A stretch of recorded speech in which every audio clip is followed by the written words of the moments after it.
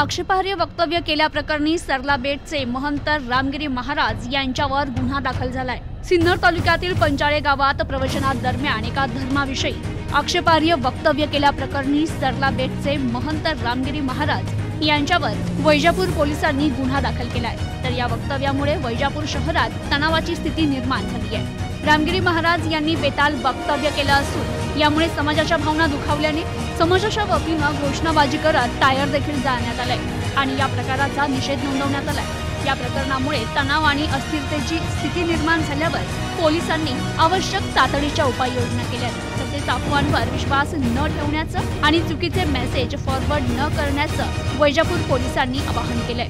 वैजापूर तालुक्यात 16 ऑगस्ट ते 19 ऑगस्ट पर्यंत जमावबंदी देखील घोषित करण्यात आली आहे। महंत रामगिरी महाराज यांच्या प्रवचनाचा एक व्हिडिओ व्हायरल झाला असून मठाधिपती महंत रामगिरी महाराज यांनी यात आक्षेपार्ह विधान केल्याचा आरोप एका धर्माच्या काही समाजाने केला। या विधानामुळे भावना दुखावल्याचंही त्यांनी म्हटलंय आणि याच पार्श्वभूमीवर नाशिक जिल्ह्यातील येवला मनमाड शहरातही तणावाची स्थिती निर्माण झाली होती अशी माहिती मिळाली आहे।